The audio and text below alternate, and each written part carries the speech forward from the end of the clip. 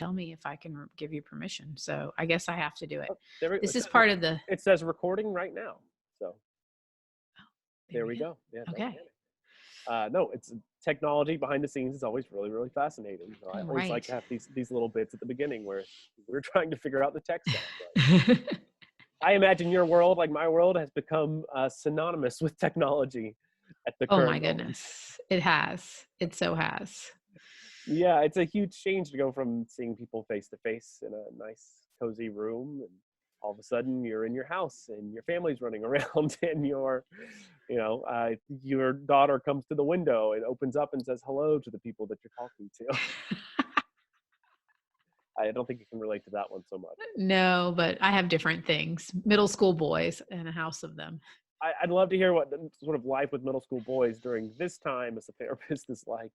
The first week, it was grand, crazy adventures. I think my oldest told me later he was just working out the isolation, but it was like every day a new dangerous adventure. What do you So, mean, like a dangerous adventure? I'm curious. oh, let's see. I was trying to remember what the very first day was. It was really grand.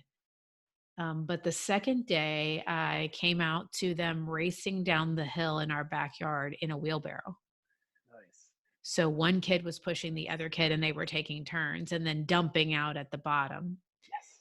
The next day, he made cream puffs from scratch in the kitchen. According to him, they were yucky. The next day, they built a seesaw out of a big limb and heavy twine. It's still operational. Then they use their whittling knives to carve out nice, comfy seats Smart. on the log. Well thought of. Another day, they went to the creek, found an old tire, rolled it up a couple lots, heaved it over our fence, only for my husband to tell them they couldn't have it because we were pretty sure it was from someone else's actual yard. That's really So Golly. it's been some adventures. That's calmed down. We finally got to the bottom of what that was about. Interesting. Yeah. I mean, to me, it sounds great on the whole. Like, Yeah. But most it's kids are sitting with, their iPads or something right now, and you're building seesaws out of spare wood. right. Except for, my motto has been, let's not go to the emergency room right now. That's a fair motto at the So current moment. let's not pick stuff that's super duper dangerous. Oh yeah, they fill the wheelbarrow with water and use Ziploc bags to have water balloon fight. Gotcha. I mean, it's been creative. Okay. Not all dangerous, but entertaining nonetheless. I love it. Golly. The cream puffs was probably okay. That one was probably on the positive. Yeah, it was okay. It's just that I didn't know about it. There you go. You know, I imagine that happens a lot because, again, you're working from home and I'm in here yeah, doing my appointments. you can't have kids running in, so you just say fend for yourself, be good. Yeah. And I'll see you in 3 hours. Exactly. If the house is on fire, let me know. Right. And 2 boys left alone in the house for 3-4 hours. Yeah. The fact the house hasn't burned down, I think, is I know. We're doing pretty good. On the whole. How have y'all handled that, them being away from more of a structured school-based program? And we're really organized internally. So we just set up new rhythms, and that's how we roll as a family. So we just adjusted and implemented new structures, and we're still tweaking them. Some things are hard to learn in the online format. Oh, yeah. And so, some things are requiring more parent involvement, and other things are just rolling. It's interesting. I've seen new perspective on my kids. I bet a lot of people have, but I watched my son the other day extract all this information from the web and write a speech for a presentation in a matter of minutes. And it was witty and amusing. And I didn't know he had that skill. Nice. So sometimes you find out new little things because you're all living life in this little tight space. And yeah, right. That's fun. Yeah, there's a lot I want to comment on. I think I want to jump to something big that you said there. This sort of like, you have set up these new sort of internal systems that are going on within the family. I Yeah. think that's like people's biggest struggle right now It is is. they're used to, all of us are used to a much more controlled life, a much more organized life. Kids go off to school or Right. daycare, or Right. um, we go off to work and don't have to see them. Yeah. Uh, Get some space. get some space, get some time, be a fully functioning human being. And now all of a sudden, like all those little sort of boundaries that we put up in our lives, and organizational boundaries, not necessarily relational boundaries, but they're, well, they've eroded. And we're doing something completely new, the vast majority of Right. Right. It's really true. It's really true. And not to mention that there's kind of two groups of people, right? There's the group of people who can create internal structure and external structure because they lean toward that. And then there's the group of people that depend on someone else to do that for them because that's how their like life works best. And so they're having a really hard struggle right now because they're left to figure a lot of things out. I mean, I've even read some articles about employers really, really being distressed because they didn't know what their employees were doing because Mm. their ability to monitor them has significantly gone down. That was kind of interesting. Yeah, I mean that makes sense right there. You're almost describing this fine line between, okay, I want to know what my employees are doing versus anxiety. I have to know what my employees are Yeah, doing. I or can't are trust they them. being productive? I think that Yeah, was what the article was talking about, being concerned about if their staff was being productive. In my mind, I was thinking, we're in a pandemic. We yeah, now have 3 jobs that we have to do simultaneously all the time yep, when we used to just do one at a time. yes. We could at So, least put all of our energy into one thing at once, right? right, And right.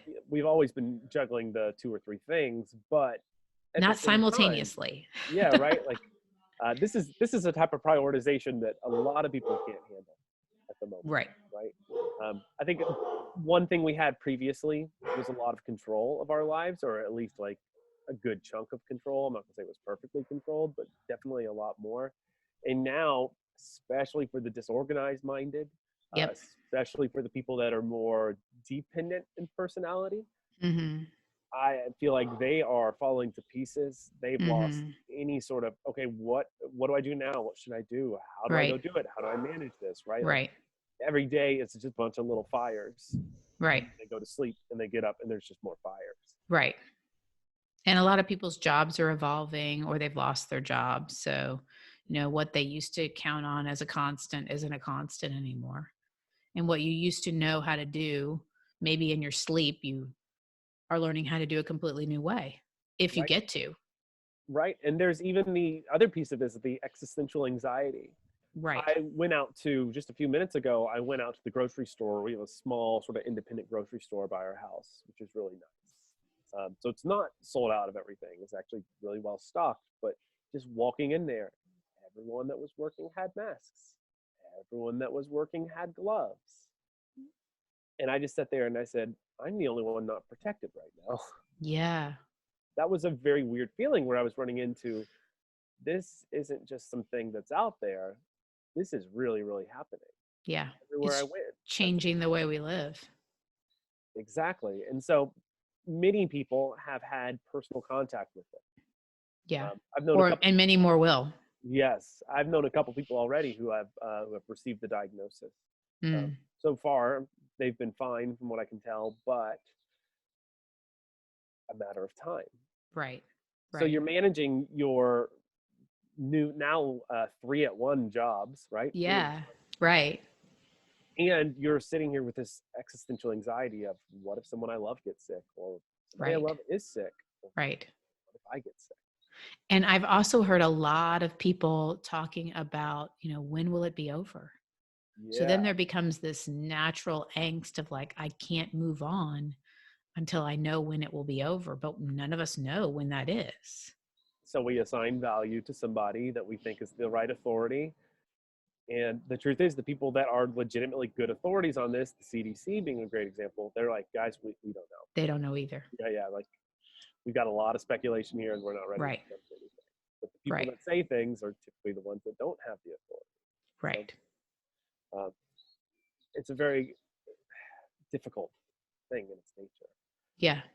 So like, I guess as I even think about it as for myself, I think about it for other people, looking at how do the dependent type, how do the people that are just 24/7 chaos right now, how do they get anything done? You're describing that you have this sort of like internal systems within the family and structures, and I Hmm. think I'd love if you could share sort of some of those on your sort of personal end, as well as also just the practical end from your experience as well.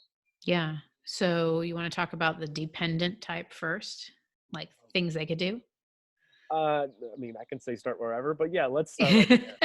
I think that'll be a great place to start. So at least then my personality will feel a little bit more quelled. I mean, I think you have to break it down into bite-sized bits, right? It's the overwhelm is the problem. It's not that they can't make difference and change and improve things. And sometimes, for some people, like let's say ADHD folks, I mean, their special sauce is that they see the world a different way Mhm. and they can bend and flex into it. And in times like this, that's really great. Now, structure and order might be a lot more difficult, but if you can take something big and break it into a small space, look at one little part of your house at a time and say, how could this work better? Could I make it more orderly? And can I use my special adaptive thinking ways to look at this space? That sounds really very, if you're like you're saying independently minded, that sounds like it is all up your alley. You know what I Yeah. mean? It's one of those Yeah. things where this is so perfect. This fits like a glove. I can stare at everything and go, this can be optimized. This can be optimized. This can be optimized. Yeah. A lot of people don't have that brain. And I think a Right. lot of people right now are discovering that they don't have that brain. Right. That's Right. another huge part of this is Right. people are going to learn whether they're an independent or dependent person very, very quickly Sure. during Sure. this. And so I'm thinking for the dependent people, it seems like that's going to be a lot harder skill to take on. Yeah, well, but even they may be able to do more than they think they can do, is my point. My Okay. point is sometimes we don't know what we can do because we complicate it. Mm, We complicate it by being overwhelmed. You know, you literally almost have to do a mental block on all the rest of the stuff. mm. I just got to make this one little paper pile better. Nothing else exists to me right now but this one little paper pile. And sometimes one of the ways you figure out what you might want to move toward is like what's bugging you the worst. So, Yeah, that makes sense. like let the fires lead the way. If it's on fire, it's a good time to start paying attention to it Mm. and see what you can do about it. Maybe they're not going to make as much progress as somebody else who didn't have their struggle would. But that doesn't mean that they can't make progress. Mm. Yeah, yeah, I'm following with you on that one, right? Like I'm thinking about the people that can just take little tasks. Yeah, You can be little. overwhelmed and you can hit pause for just a second and go, all right, you know what? I'm gonna get these dishes done in a much more organized way. Yeah, or just get them done. Yeah, Period. right. I'm just Somebody, going to make the kitchen. I'm not changing the kitchen. I'm just going to make this one little pile of dishes go away. And then I'm going to stand next to the clean counter and take a deep breath. and I wonder if that's been a general response for people as they've sort of, that sense of control has Yeah. eroded. Yeah. It's just been like well, I can't control all these other parts, so I'm not gonna do the dishes. I'm not gonna do Yeah. it. Well, there's definitely kind of like the two schools of thought, right? There's like the give up and just, you know, go into sort of a denial, go backwards. And then there's like the energizer bunny who runs faster and harder. Yeah, yeah, And right. we see both of those happening out there in the world right now when people let you in behind the curtain, right? Yeah, yeah, right. It's always an interesting place to be behind the curtain. Right. I think a lot of people are probably coming in a way, if you want to put it this way, behind their own curtain. Yeah, I think this is a chance to learn how you deal with a crisis Yeah, right. and to learn like what the emotional impact of that crisis is. And it seems like crisis is very revealing to the core. Yeah, of it what a person is. is, and Yeah. just who they are. And I'm not saying we're only who we are in a crisis. That's probably an overstatement, but there is definitely something there about it, right? Societally, we've all lost something really big, Yeah. or some things that were really big. We've lost our sense of personal independence. We've lost our ability to go and maneuver through our lives. We've lost our ability to execute things that maybe we did all the time. We've lost so many things. Mm. Um, and that's starting to take its toll on us. So, for some people, when they lose that much and it hits them emotionally, they kind of freeze or freak out. Yeah, no, that's a very well, like, I like you're almost painting this guy as there's a grief that's going on Yeah, here, right? absolutely. It's not Absolutely. a traditional grief, necessarily. For some, it might be a more traditional grief, but for the most part, it's a non-traditional grief. It's Right. a lot of it's a social grieving. Hmm. That's a very strange type of grieving to have. Yeah. Yeah. That's And a go ahead. some people, have like get a lot of joy out of interacting with others. And so they're really struggling with the lack of connection that they can attain with other people, Yeah, right. person to Uh, person, right? I jokingly heard someone say, "Make sure you check on your extroverted friends," Yeah, and I laughed very hard at that. because they are suffering right now. I imagine this is the worst version of life they've imagined at the moment, that they Yeah. can't talk to people and in a traditional sense and go Yeah. out and do things. So Right. maybe there's an idea of an extrovert survival guide. Yeah. I've really got to think of that a little bit. Uh, we'll come back. We'll circle back to that idea. Yeah, It's a that's a good idea. survival guide. That's a good It's idea. really good. But again, I kind of I want to look at we sort of rabbit hole as we're looking at some of these more practical things that you're doing personally Oh that you yeah. think that other people could be doing, or just types of things that you see professionally that people could be doing to help sort of like, I'm not going to say regain control, but maybe mitigate, right? Yeah. Decide what Yeah. is worth letting go of versus, well, hey, this needs to be here, and then how do Right. we enforce that in a Right. more practical sense? I think pacing yourself is so big, right? We talked about managing overwhelm, but I think pacing yourself too, realizing like, all right, are you a news junkie and you got to get it under control because this is not the time to be a news junkie. I Yes. mean, figure out what your designated news allotment's going to be and pace yourself through that so that you don't constantly stay on the anxiety train.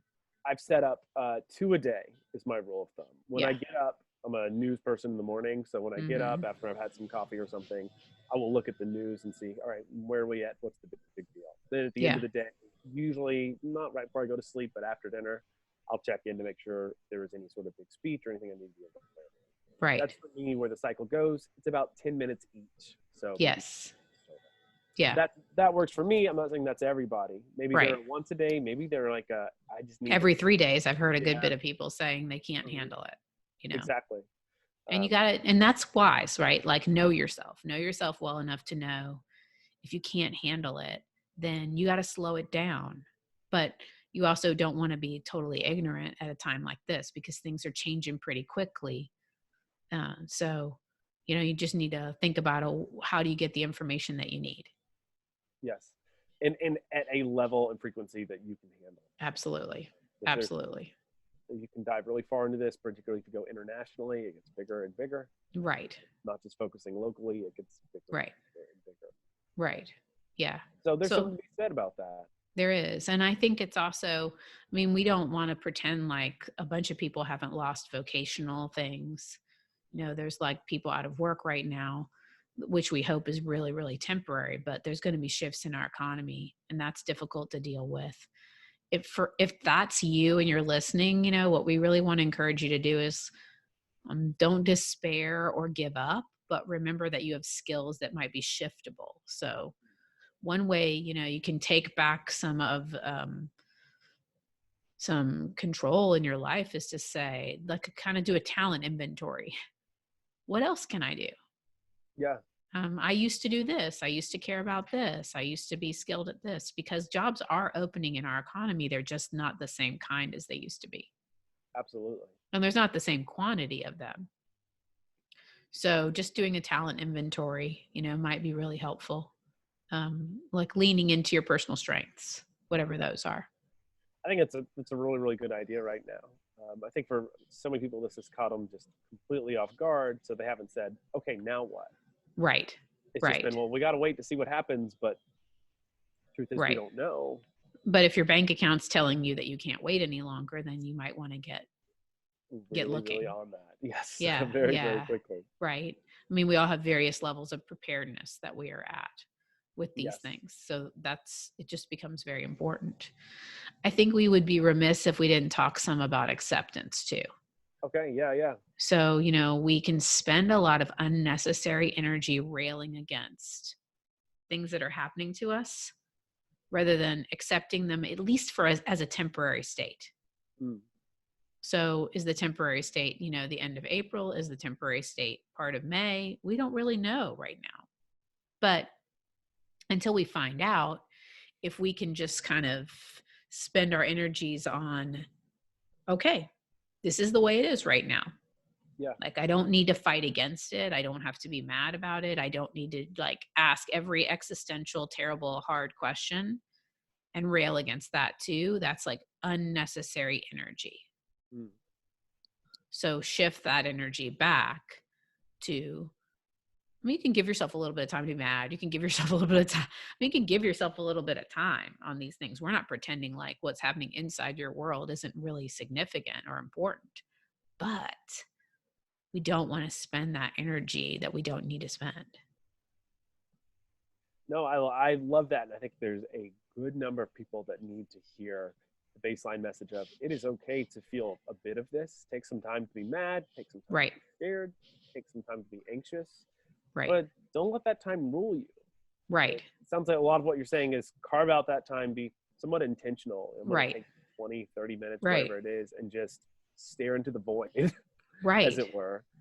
And then I'm going to go out and I'm going to do something, or in this case, Yeah. stay inside and do something. But the Right. same mentalities work, right? Like, Right. I'm going to look at what's going on in my house. What's the best way to manage the things that are going on? Put that through a system to decide, okay, is this helpful? Is this not helpful? Is it taking up too much time and energy? Right. Yeah. And then finding new ways to handle that. Right. And, someone said it to me recently about something else, but it's this slogan that's stuck in my head. It's keep it moving then. Yeah. Okay. It's, So we're yeah. moving through that rather than getting stuck or losing energy and time. So we want you to be aware of energy and time.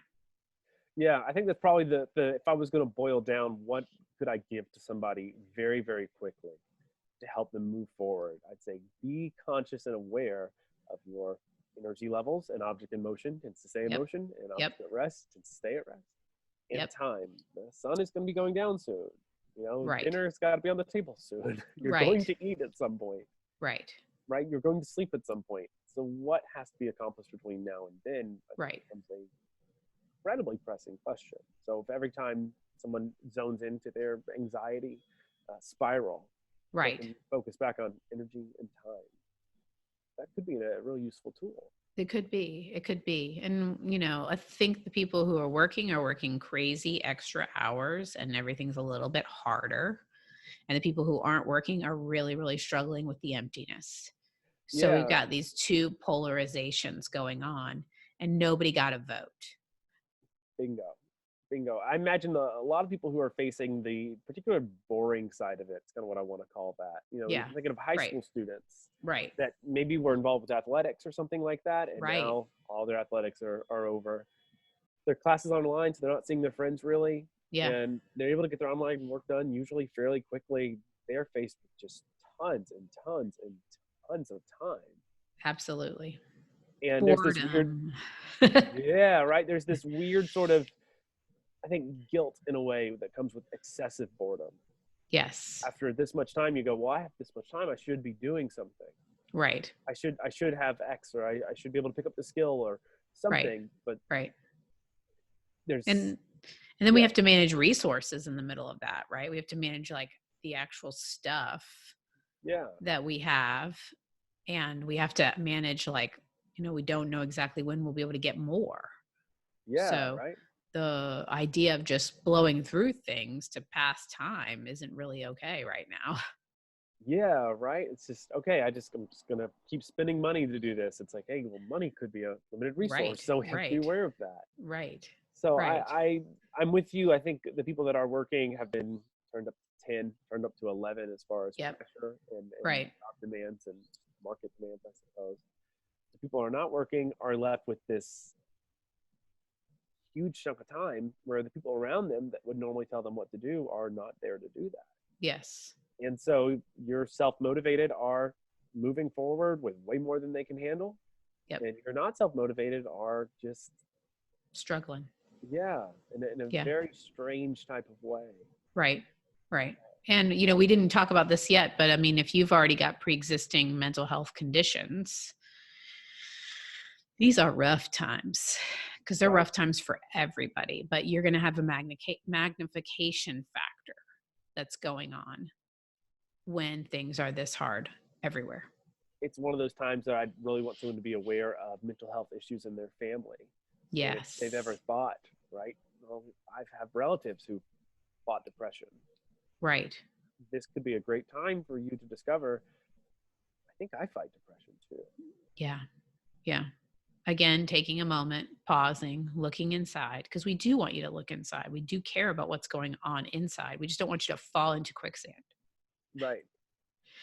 if you can help it. I mean, if Yeah. you're predisposed towards really hard things, then the quicksand's going to be coming for you. Yes, And absolutely. and we're here to help. We're still offering strategies. We're doing this online. So are many other people. There's still resources out there. You're not fighting this all alone.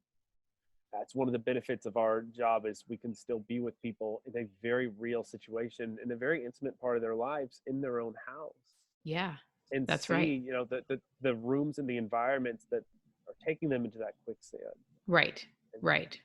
even help go, all right, listen, we have to find ways to leave this room and this environment to get energy going. That's right.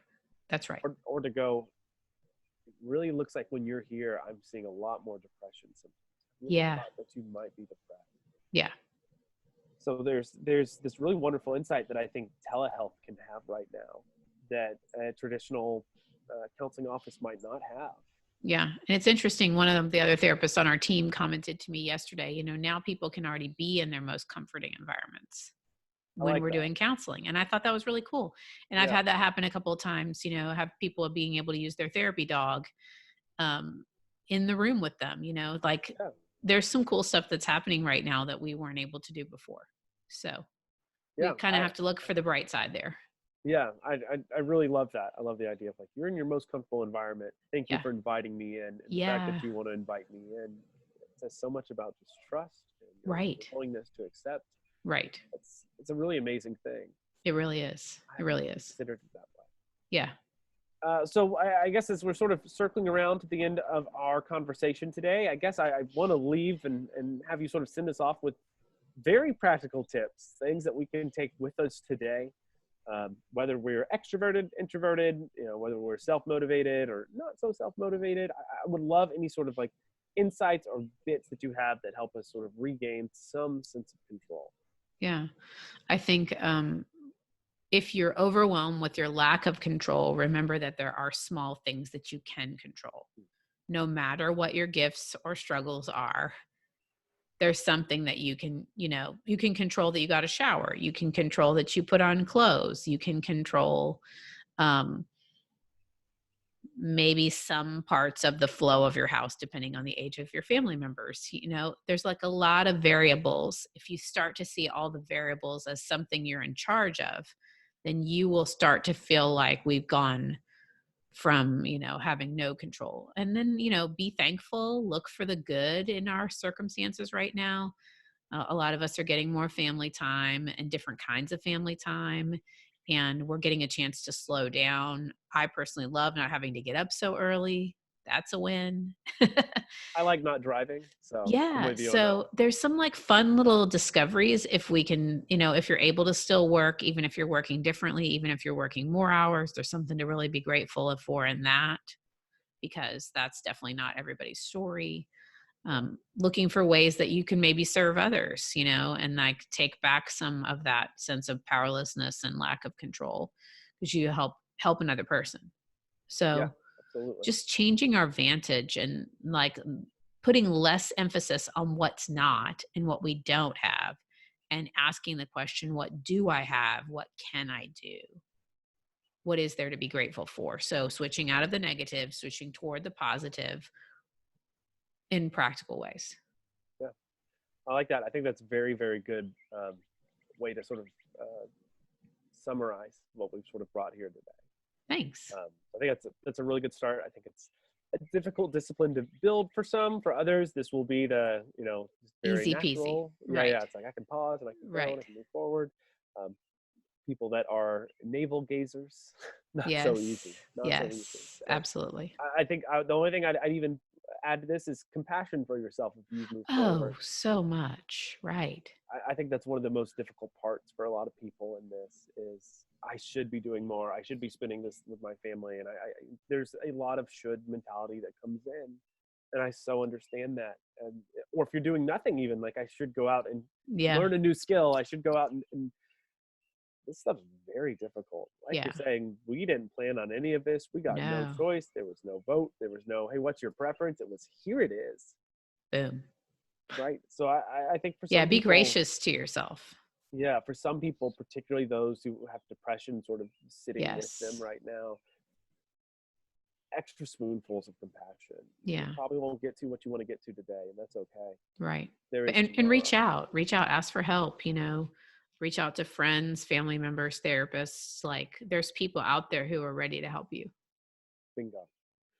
That is why we're here, quite That's literally. why we're here, literally. Jennifer, I want to thank you for joining me today. Thank you for being on the call. You're welcome. Um, I guess anything you want to say again before we sort of finish up and wrap up for the day?